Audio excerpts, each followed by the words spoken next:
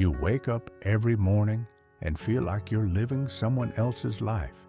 You go through the motions, you do what's expected, but something deep inside whispers that this isn't right.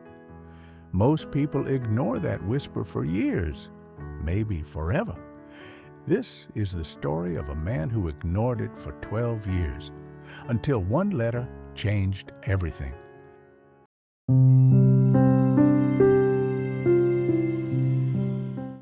His name was Thomas, and he was a blacksmith in a small village surrounded by hills and forests. He had learned the trade from his father, just as his father had learned it from his grandfather. The forge had been in the family for 3 generations, and everyone expected Thomas to carry it forward. But Thomas never loved the work. He respected it. He understood its importance, but every strike of the hammer felt like a lie. What Thomas loved was wood. He loved the smell of fresh timber, the way grain patterns told stories, the quiet patience required to shape something beautiful. As a boy, he would carve small animals from scraps and give them to children in the village. But when his father fell ill, Thomas put away his carving tools and took over the forge. That was 12 years ago. Now he was 34, his hands were scarred from burns, and his workshop smelled of coal and metal instead of cedar and pine. His wife, Elena, noticed the heaviness in his eyes but said nothing for years. She saw how he would sit by the window after dinner, staring at the forest, lost in thoughts he never shared. Thomas had one habit that seemed harmless at first, but slowly poisoned his spirit. Every evening, he told himself he would start carving again tomorrow. Tomorrow, he would make time. Tomorrow, he would follow his heart. Tomorrow, he would be honest about what he truly wanted. But tomorrow never came. Days became weeks. Weeks became months. And months became years of quiet self-betrayal. The consequences were subtle, but devastating. Thomas became irritable with customers, making small mistakes in their orders. He grew distant from Elena, offering her silence instead of presence.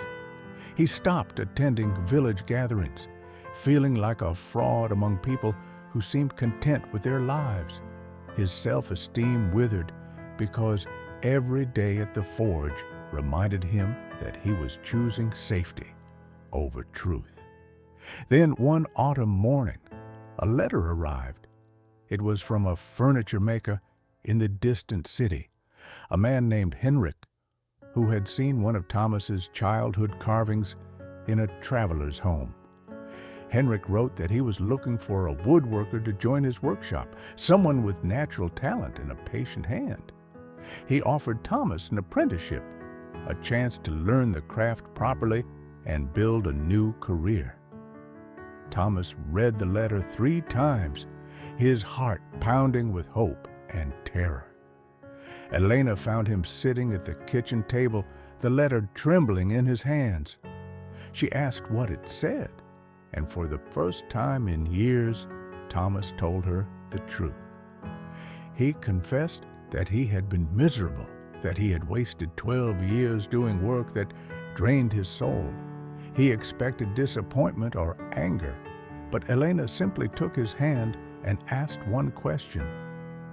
"If you don't go, will you forgive yourself in another 12 years?" That question broke something open inside him. Thomas realized he had been waiting for permission, for a sign, for someone else to make the decision for him. But the decision was his alone, and avoiding it was destroying him from the inside. Still, fear paralyzed him. He worried about abandoning the family legacy, about starting over at 34, about failing in an unfamiliar city. He worried about money, about Elena's security, about what people in the village would say. So he did what he always did. He told himself he would decide tomorrow. 3 days passed, and the letter sat unopened on the table. On the fourth morning, an older man named Samuel came to the forge to repair a gate hinge. Samuel was a retired shepherd who had spent 50 years in the hills, a man known for his calm wisdom and few words. While Thomas worked, Samuel watched in silence, then spoke quietly. "I knew a man once who spent his whole life tending sheep because his father did. He was good at it, responsible, never missed a day. But he dreamed of being a teacher, of working with children in the village school. He told himself he'd make the change someday, but someday never came. He died at 67, surrounded by sheep, far from the life he truly wanted." Samuel paused, then looked directly at Thomas. "The saddest part wasn't that he never became a teacher. The saddest part was that he spent 50 years punishing himself for not having the courage to try." Thomas stopped hammering and met Samuel's eyes. "How do you know when it's the right time to change?" he asked. Samuel smiled gently. "There is no right time, only the time you choose to stop waiting." That night, Thomas made a decision. He would close the forge, accept Henrik's offer, and move to the city with Elena. But the real test came the next morning when he had to tell the village. He gathered the elders and explained his choice, expecting judgment and disappointment. Some were silent, some were confused, but his uncle spoke harshly. "You're abandoning your father's legacy for a childish dream," he said. Thomas felt the old guilt rising, the urge to apologize and retreat. But then he remembered Samuel's words and Elena's question. He took a slow breath and responded with calm clarity. "My father taught me to work with integrity, and I cannot do that in a trade that makes me feel like a ghost. I'm not abandoning his legacy. I'm honoring the part of it that taught me to respect my own life." The room fell silent, and slowly, one by one, people nodded.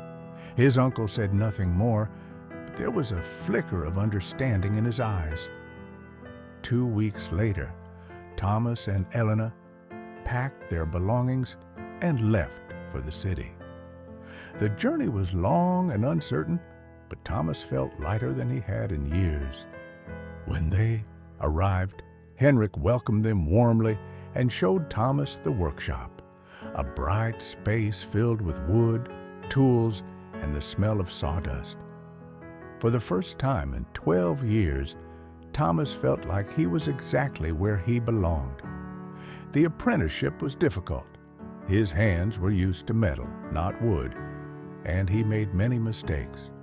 But every mistake taught him something, and every day he grew more skilled and more alive.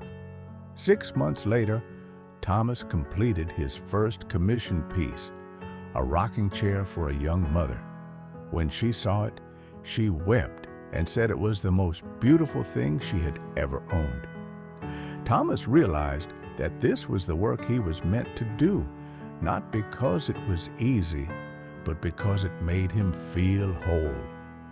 Elena found work in the city as well, and they built a small, honest life together. Thomas never became wealthy, but he became peaceful, and that was worth more than gold. Years later, he would think back to that letter and realize it hadn't changed everything. The letter was just paper and ink. What changed everything was his decision to stop betraying himself one day at a time. He learned that the wrong career isn't about the work itself, it's about living in contradiction to who you truly are. And the longest journey isn't across miles, it's across the space between who you pretend to be and who you really are. If you're living someone else's life, ask yourself, how many more years will you wait?